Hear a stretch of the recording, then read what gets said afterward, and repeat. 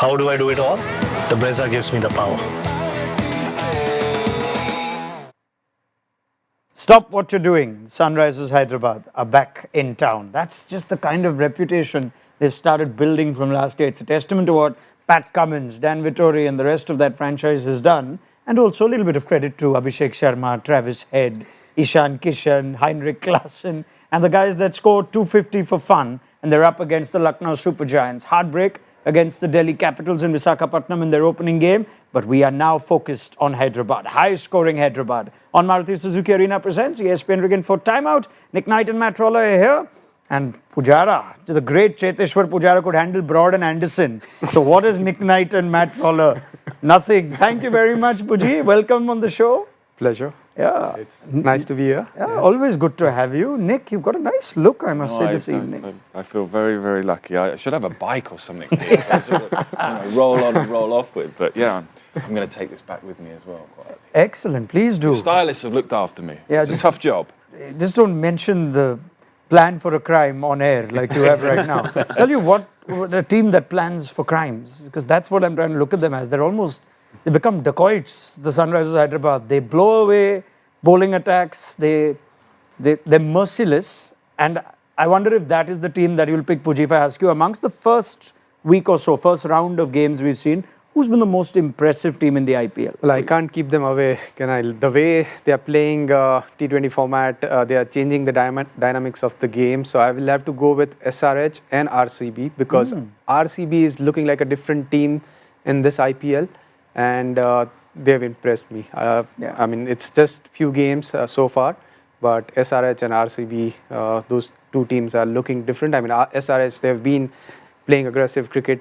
They've been scoring 250 for fun, and they've been continuing that. And I'm sure 300 is not too far away. Yeah, that's what they've done in that opening game, haven't they, Matt? They've got people like you all set and looking good with your preseason predictions of 300 likely to be breached. Or have we just talked them up too much?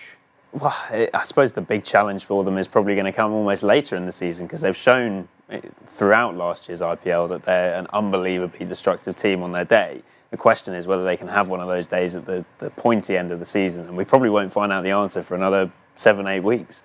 But yeah, they do look very good, as Pujara says. The only team I'd add in the mix there is Chennai, who I thought, they weren't the most convincing. They probably didn't waltz to victory as they should have done against Mumbai. But I think that the squad that they've picked and that 12 that they played in that first game, especially when you consider they're going to play half their games at Chepauk, looks really well constructed to me. And I think they're going to go very well this year. Chennai will do Chennai's things, Chennai's way. But in Sunrisers' way today is Lucknow, who you saw, Nick Knight, in the opening game. We felt like, there's a lot of holes in that squad, in that team. Some plagued by injury, and they lost a game that they'd still perhaps be thinking of. They'd gone to bed that night thinking, should have won that one. They could have won it a couple of times, couldn't they? Yes. I mean, they got Delhi in trouble early on, and then the mis-stumping and got him 9 down with plenty of time to go to wrap it up. So, albeit not their best A-grade performance, they'll still feel, like you say, that they should have won it. Team-wise, interesting. I thought they should have paid Shamal Joseph in the last game as a point of difference because Avesh, I don't know what the situation with Avesh, if he's fit, is he playing? He's playing. You go, I can tell you now. There you go. So they needed something like that. It's difficult to judge LSG at the moment because of the fact that they've got so many holes through injury. You don't quite know how that's going to play out come the middle of the tournament and the end. One thing you do know is they've got a pretty decent batting lineup, and that is going to have to fire. And therefore, I must wonder about what you make of Rishabh Pant's decision at the toss. Anyone who comes as a visiting captain to Hyderabad, knowing everything that we talk about the Sunrisers, is it brave to say bat first Sunrisers Hyderabad? Because that's what Pant has done. It's a brave call, but I think they've done that because their bowling lineup, they are not backing their bowling lineup. They think that they rely heavily on their batting. And even if SRH gets 240, 250, they are backing themselves to chase it. They have conceded a lot of runs too, like the game against Rajasthan. They have, and I think the interesting thing with Lucknow, if you look at what they've been like since they came into existence as a franchise 3 years ago, under Andy Flower in those first 2 years, one of their real strengths was their record batting first. Last year, that kind of flipped, where it was no longer a strength of theirs. They had a losing record when batting first, and I wonder if that's something where they've looked at the numbers in the past couple of years and thought, maybe we don't quite back ourselves in the same way. But It is an interesting one because I think if Sunrisers had won the toss, it feels like there's quite a good chance they'd have backed themselves to do their strength incredibly well to start with. But then, the trend this tournament has been win the toss and bowl every time. Yeah, I mean, no team has won the toss and wanted to bat so far. Results go either way. But if you're an opposing team now, knowing what Sunrisers can do, how do you set up as an opposition team? Add that to a Lucknow team that don't have their first choice bowling as well, would you? I think they have to make the most of the power play. They have to make sure that they pick up 2 to 3 wickets in the power play. If they do that without conceding, I mean, even if they concede 70, 80 runs in first 6 overs, but if they pick up 2 or 3 wickets in that power play, because Sunrisers, they rely heavily on their top order, and if they pick 2 or 3 wickets in the power play, then they will have a very good chance of restricting them below 200, 220. Because on that pitch, the power score is close to 220. So even if SRH gets 220, LSG will have a better chance to chase it down. All right. I can tell you, Nick, that Pant has said that Avesh is playing, so Shahbaz Ahmed misses out, former Sunrisers player, of course. So it's not like they've swapped seamer for seamer. We thought maybe Prince Yadav, young man that he is, bowled a tough 19th over that day at Vizag, might miss out. And he said something very interesting, Rishabh Pant. I think he was asked by Pommy Mbangwa at the toss on Sunrisers batting. He says, doesn't matter how many they score, we'll just chase it. It was a pretty simple response. He's got no real choice but to say that, has he? I guess the question is, how are they going to bowl here? I mean, how you talk about Avesh, how do they go about, how do oppositions go about trying to restrict Sunrisers? Again, a couple of theories. One, I think you've got to vary your pace. And when I say vary your pace, it's not slower ball, quicker ball. I think it's vary your pace constantly. So if you're 135, you're 130, you're 135, you're 140, every other ball. That is how you get batters who are looking to hit you hard, caught cover, caught, go straight up in the air. Because batters are waiting for that consistency between release of ball and ball strike. Yep. And when that's slightly different, you might just get yourself out in front a little bit. You might just be a bit late.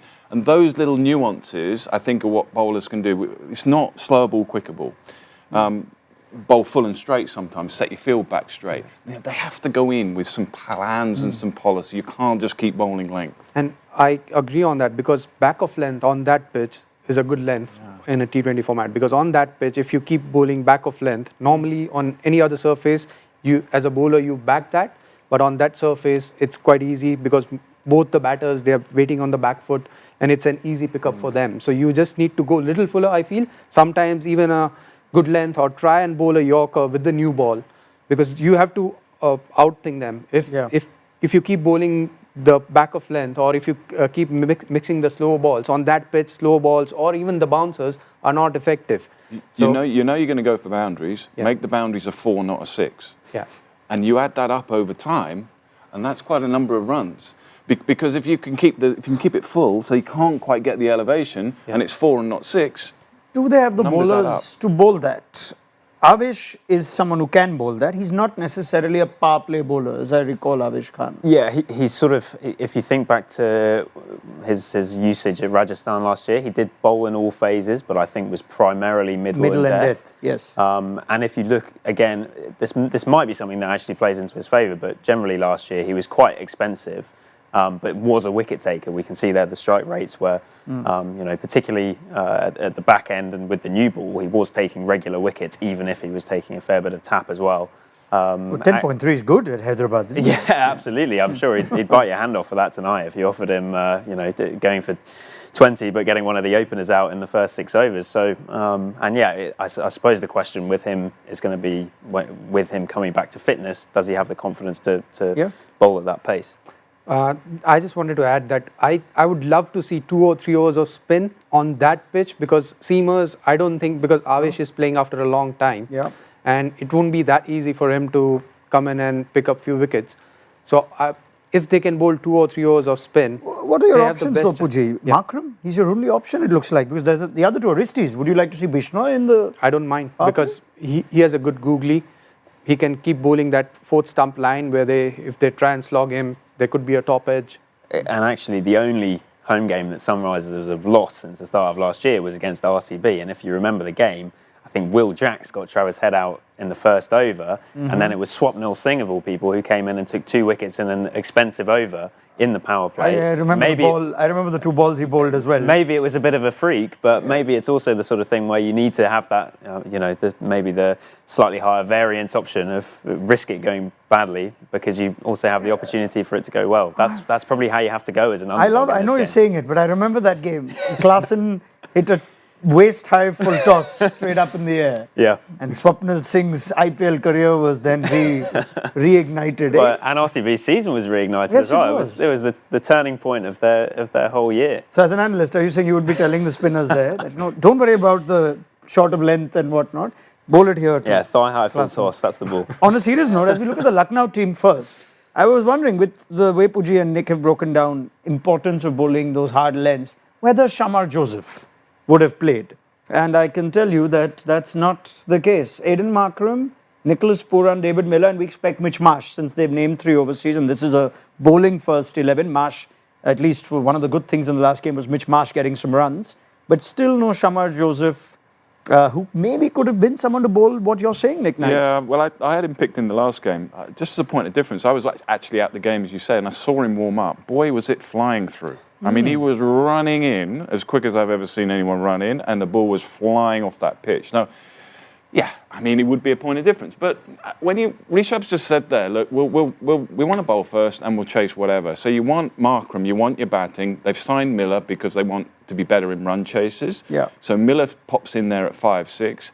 If that's what they're thinking, then that's probably a better lineup for them. But I would have liked to see Shamar Joseph play perhaps instead of Markram. I can't help but think today maybe Markram, the bowler, may have some work to do. He's been part of the Sunrisers team for whatever it's worth. There are 2-3 left-handers with Ishan Kishan there as well. I don't know, you're smiling because you look like Travis Head right now, thinking, yeah, come on, if you're Travis Head or Abhishek, you would be wanting Aiden Markram to bowl on that pitch. So from that though, you said you want spin, which I find quite fascinating. There's Bishnoi. We saw a little bit of Digvesh Rathi, who's got a mix of Imran Tahir in him, I think, and I don't know, I think someone said even a little bit of Sunil Narayan, which is a good combination. Yeah. Well, in the way he holds the ball. He ball, runs in and then he hides the ball and throws it, and he's got the long locks and whatnot. But is he? Do they have enough power play spin bowling options today? Well, I was surprised not to see Siddharth in that team. Actually, I thought he did okay. Is he not in that team? I think he was a sub. Yeah, he was a sub, but in the bowling first team, you normally expect him. So if we could just have a look at that team one more time.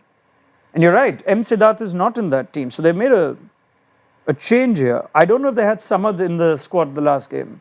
So Samad has obviously been named in a bowling first 11. Yeah, former Sunrisers boy as well. It's an interesting one, and I guess last game we saw Shardul take the new ball and do very well, and then not come back in the rest of the innings at all, which I thought was quite puzzling. So, yeah, it'll be interesting to see exactly how they go in terms of dynamics because Mitch Marsh is going to come in, isn't he? Yeah, Mitch Marsh is surely going to come in. I'm just having a look at their team, and yeah, Samad didn't play in the last game, so they've named Samad. They've decided Siddharth is not the option. Siddharth's actually tricky bowler. He's a good bowler, but I wouldn't back him on that pitch because I mean, he's not a wrist spinner. And on that pitch, we have seen that spinners are not getting enough help. So you need to be a wrist spinner to bowl on that pitch. And since he's not a wrist spinner, I think he's missing out. And I think that's the right call considering they are playing at Hyderabad. All right, fair enough. Do you remember the last time these two teams played? Why are you laughing? I do, because I remember what happened after the game, which I think took as many headlines as the game itself. Tell us, Matt, what happened. My IPL memories. As I recall, Lucknow got about 160-something. Sunrisers chased them down inside 10 overs, and there was, shall we say, a stush between Mr. Goenka and Mr. Rahul, the owner and the captain, that played out in front of the world's media. And, you know, we can see that KL Rahul's no longer a Lucknow Super Giant, is he? Stush.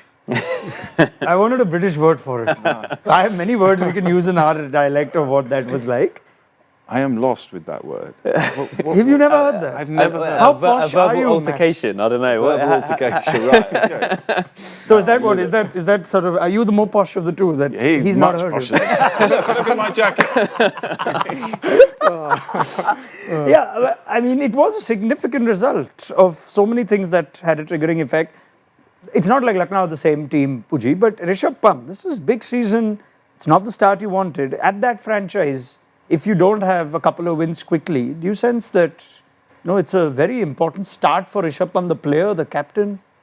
Look, there could be some pressure on him, but at the same time, knowing Rishabh Pant, he doesn't care much about what is being said. He's quite relaxed. He doesn't take too much pressure. Yeah. And I think that makes him a player who he is. And even as a captain, I think sometimes you don't need to take too much pressure.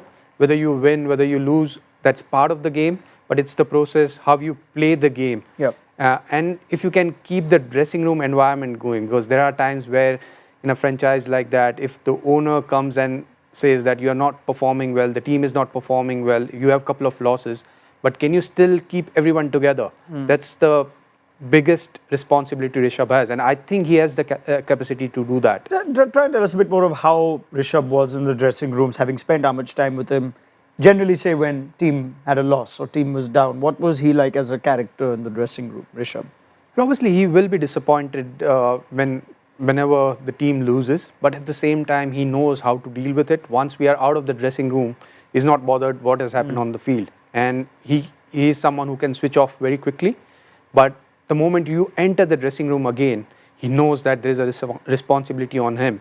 And since he's leading the side, he understands, he has been out of the game for a while because of the injury he had, because of the accident. So now he values his life, and at the same time he values the game a bit more. So he's a changed personality altogether.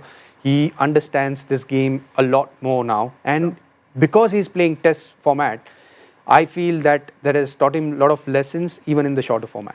Okay, interesting. I want to have a conversation with you generally about where he should bat, because we discussed that to death even in the last game. Speaking of the owner, actually, there was a video that came out, I don't know if you saw it, after the last game, where the owner he went into the players and sort of encouraged them and said, don't worry about the loss, we know you tried your best and all of that. So, well, there we go. Yeah. You don't need to respond to that if you don't want to. Just telling you what I saw. Right. I forget things very easily. I don't forget the Sunrisers Hyderabad, and they don't forget to back their players. Same team for Pat Cummins. No changes at all. Still, we're very keen if he gets the chance to see a little more of Aniket Verma. Only saw a couple of balls in the last game, but with Abhinav Manohar batting at 7 and Pat Cummins at 8, there's a lot of firepower in that team. And Simarjeet, Harshal Patel and Mohammad Shami continue to be the first choice seam attack. I think so there is no Natarajan. I think they have one more seamer. I can't remember who that was right now, who's still missing. But otherwise, Adam Zampa is expected, as they name only the 3 overseas. Like what you saw of Ishan Kishan at a new franchise last time especially? He is himself, isn't it? Like he's a lot more relaxed after scoring that 100. And there was a lot of pressure on him. He has been out of the Indian team. Then there has been a lot of talk about how he has been behaving, how he has been playing cricket.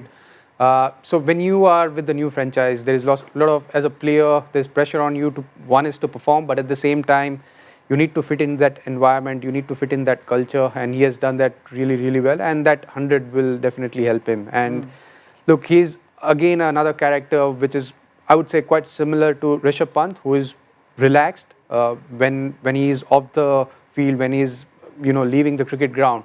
But once he's back on the field, he's quite relaxed, but he also understands his responsibility. So he's probably one of the most talented player in the circuit, and I'm really happy the way he started this season. And there's a lot coming in because he has potential. He could be one of the highest scorers for SRH. All right. Well, Abhishek Sharma and Travis Head certainly give him a lot of confidence on the batters that come before, and he's got Klaasen and Nitish Reddy after him. Speaking of Abhishek Sharma, it's only a matter of time before he plays yet another one of those breathtaking innings. Someone who saw him when he made that swap from Delhi to the Sunrisers as a teenager, seen him grow. It's been Kane Williamson, who of course we featured on our show before, but here's Kane breaking down what he noticed about Abhishek Sharma in the journey to what he's become today. Did he always look like someone who would grow into a 6-hitter, or is that something that even you're surprised with the standard of 6-hitting that he's achieved in the last 2 years, looking at what you perhaps initially saw of him? Look, it's really difficult to promise, but you could see the talent, and I think there are a few guys that were kind of under Yuvraj Singh's wing, and Abhi was one of them, and Shubman was another. So clearly there was an identification of talent. And he's got a great bat swing and a real natural timer of the ball.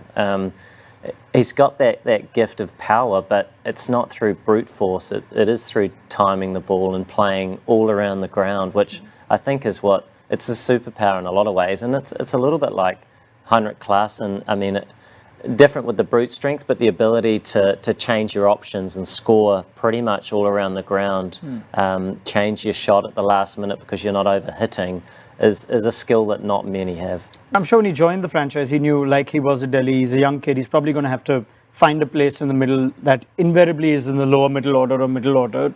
Did he ever sort of echo the aspirations to want to open or be a top order player, or did you see that in the early days? Yeah, I think that was probably always in the back of his mind, but while being a little bit respectful, you come to a new environment and you're trying to work out sort of the lay of the land. And you're the one opening the batting there. And yeah. And so, but like I say, you sort of bring in some of these young players in the hope that they'll turn into players that lead the franchise, and that's what we've seen here with Abhishek. He's got a clear role. He's a huge player for SRH now. Is there an aspect of his game that you're most impressed with, that he's improved upon? At times we were thinking, right, if it's a flat surface and the ball's in his arc, it's a dangerous player, but perhaps there are ways you can get him out. Has he sort of overcome those from what you've seen of him? Yeah, he's just got so many sort of dimensions to his game, which comes with that little bit of maturity. I mean, he's always had the natural bat swing and the ball striking, that youthful exuberance, but to channel that, to come in and sort of hit the ball in all areas, taking on the best bowlers in the world. So that courage as well, which often when you come in as a young player, you might have that skill set, but there's that curiosity, you know, are you good enough? Are you, some of the questions that you have in the back of your mind when you're exposed to a standard of cricket you haven't necessarily played before, which I think happens for everybody. But now there's such clarity in the game plan and how he wants to approach his cricket.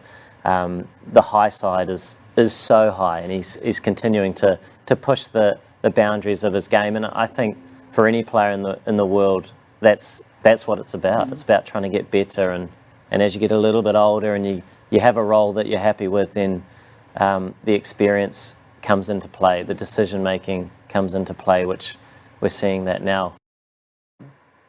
Right, Kane Williamson just talking us through Abhishek Sharma and his journey. Let's get a quick comment on just how much he's improved from being perhaps more than just someone who can get you a quick fire 30, 40 and a few sixes. Nick? I watched him closely in that England series, and I know the England boys were mighty impressed with him, by the way. What I noticed was the initial games, the first couple of games, it was obviously Archer, Wood, all pace. How was he going to go? Initially, he kind of used the pace, used the crease, went one side, helped it on its way, stayed leg side, helped it that way. And then as the series evolved in the next couple of games, he then started to get the confidence from scoring runs in that, and then he started to take them on. So his method almost changed between game one and game two and the rest of the series. And I think that's what Kane was sort of referring to, really, the clarity in his game, the confidence which grew from that first game or two. So he had an ability to adapt, change, feel comfortable doing that. I mean, the ball strike is there, but I like the way he was problem solving and thinking his way through the series as well. Is he fast climbing up to the #1 T20 Indian batter? There's a lot of competition for that, Puji. Jaiswal, Gill, Samson. But where's Abhishek Sharma, and what can a big IPL season do? He's right up there, and I've first seen him because he plays for the Indian Oil, and I met him when we were playing Time Shield. And he's someone who is quite keen on improving in his red ball game as well. And I felt that he's always eager to learn, and that is something which makes him special because he has that talent. He is someone who has the natural ability and he has that natural swing, but at the same time, he's always willing to do that extra yard to improve his game. And he has improved a lot. If I can say last couple of years, he's a different player altogether. But one thing I would still love to see is he will have to improve his game when he's batting on a slow pitch, and he will have to improve against spin as well. Because if he's batting at Chennai, he could have a little bit of trouble, and that's where I feel once he goes out of Hyderabad, and if he plays on a slower pitch, he will have to adjust his game a bit more. He's got pretty good spin strike rate, but yes, on turning surfaces, that would be challenge. What year was this when you met him at Indian Oil in the Time Shield? I think it was year before last. I was playing one game, and I was doing a stint with cricket for that time, and that's when there was a break, and I went for a game of Time Shield, and that's when I met him, and he was there. He was playing for Indian Oil. Time Shield wasn't red ball? Yeah, it was a red ball game. How was it? So was he? You were the one taking the lead on how to navigate the moving ball. There weren't too many sixes being hit there, were there? Yeah, so he was opening the innings then, and he got out early, but he was disappointed. I could see that even in a club game, when he got out, he was disappointed. He wanted to work on his game. He was going in the nets. He wanted to improve. And that's a positive sign because someone, even then, he was very popular in the shorter format. And he didn't have to work on his red ball game because he knows that he's quite secured in the white ball format. And he has a lot of things to achieve. But at the same time, if you are eager to learn in this game, you can always progress, whether it's a red ball or a white ball. How many did you get in that game? I got 100 in that one. I just knew it. That's what I've been talking about. He's been queuing it up. We'll get there eventually. Of course you do. Right, brilliant. Legendary Cheseshwar Pujara with us for the first time in this IPL. He's going to be with us for a while. But the power play is going to be keen. It's not only Abhishek Sharma, it's Travis Head. We've already spoken of what kind of bowling plans Lucknow should have. Let's extend on that in our Maruti Suzuki Arena presents Power Play Conversations. Okay, let's set this up. We've already heard their points, Matt, but Travis Head and Abhishek together. Travis Sheikh, I'm not a big fan of that, but I'll go with it now. It's almost as good as baseball. It was coined, of course, by one of our colleagues. We should never forget to say that. But yeah, Travis Sheikh, numbers and what the plans are likely to be from what you've heard. Yeah, well, I think the first thing to say is that they're delivering unbelievable numbers to the extent of being totally unprecedented, not just in the IPL, but in all T20 cricket. I think if you look at opening partnerships across the league's history, you can see the strike rate is huge. You think of some of those opening partners that are listed on screen, Narayan and Lin, when they were opening together, felt like they were changing the game, and yet you can see that Abhishek and Head are scoring at a strike rate that's 40 runs higher. 2.7 balls per boundary is also one that particularly stands out, isn't it? More than 2 boundaries per over. So they're pretty much impossible to stop. And I think one of the things that one of the main reasons for that is that they complement each other so well. You think of them as two relatively similar in terms of size and both left-handers, but you can see that Head is particularly destructive against pace. He's number 1 in the league in terms of strike rate. And then Abhishek is number 2 against pace, but is way clear of him against spin. So I think that's one of the real difficulties there for any opposing captain is whether you plan, whichever way you plan, if they bat cleverly, and they often do, one of them can immediately get off strike, and you're bowling to the other one's strength. So I think it would be interesting to throw to these guys who have both captain teams before and say, what would be your plans when you're coming up against these guys? Because you have to empower your bowlers to try and get early wickets because that's the best way to stop them. But do you go pace and risk getting destroyed by Head, or do you go spin and know that Abhishek can take you down, especially on a flat wicket like Hyderabad? I would go with spin without any doubt because it's a risk. Because if I look at those numbers, his strike rate is 256 against spin. But your best chance is to pick up wickets, and how you pick up wickets. A seamer, I don't think, has a very good chance of picking a wicket. But if you are bowling a wrist spin, he might concede 20-25 in an over. But if he picks up 1 wicket, which is, I think it's worth the risk. And you think it should be Bishnoi as the senior spinner in the team? I think so. Nick? First over. I mean, pace and spin. First over. Still, maybe I'm too old and traditional here, but I think top of off stump, put a slip in. We're all vulnerable. Whether you're Travis Head, whether you're Abhishek Sharma, you're vulnerable first ball, first over. Try it. You might just misjudge. You might go for 1 slip. Go for that, and then go for spin, then change up, and then go back to what we talked about earlier, mixing up constantly with your pace. It's so interesting because Stark does it, right? Stark wants to swing the ball and get Travis Head, and Bumrah tries that too. And you just hope that he misses those first 2. They're human, these guys, right? I mean, we're talking about like the machines. They're just going to go out there and score 100 in the power play. They might have a bad day. They might just miss it. They might just hit it to slip. And give them the chance to do that with a field and a bowling option. And the other thing is, I think you need to almost risk the bad outcome because you want to prioritise the hope of the good outcome. You can't bowl defensively because of the fact that you fear going for 100. I think you have to attack and say, if this goes wrong, we might go for loads of runs, but if it goes right, then we'll kill their game plan straight away and more expose the middle order. I think that's an important one because I think Archer went to bowling slow balls or just defensive balls literally with the new ball in the Rajasthan game. And I think that's the other challenge when captains already hit the defensive bowling option where you're not even trying to get them out, you're just trying to stop them from getting a boundary.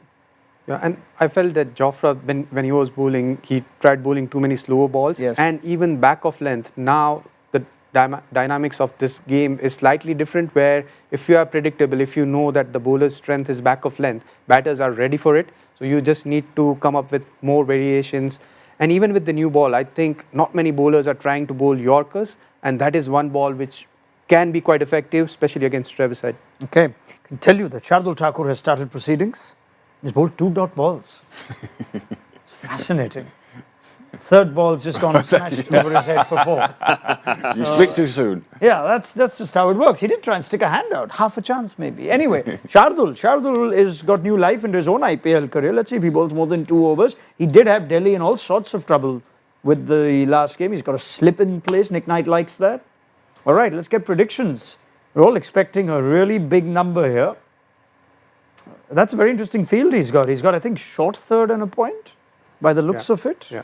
So he's probably got long off in place like he had in the last I think game. he might be having a deep cover. Deep for cover. Treviside. Right. Forecaster, ESPN Cricket Force forecaster, Puji, I can tell you, we try and give you some help here. Although forecasters got most of this not right, shall I say. 214 at the start of the innings. It's come down to 211 with Sunrisers getting 4 of 4. So with that knowledge, Nick Knight, first innings score prediction, please. 258. Oh, I love it. Oh, Shardul's swinging the balls and he's got a deep point. Yeah. Puji. I'll go with 250. I can't believe I'm lowballing it with 230, but here I am. I'll strike in the middle with 245. No one's fancying 300 today. No? No. I think it's so obvious that it could happen that it won't happen. Right. Thank you very much, Nick Knight, Cheteshwar Pujara, and Matt Roller, whose company we will have at the end of what promises to be another explosive Sunrisers Hyderabad innings. Or can Lucknow actually stop this juggernaut of power hitting? Find out where the game stands at half-time. Maruti Suzuki Arena presents ESPN Cricket for Timeout.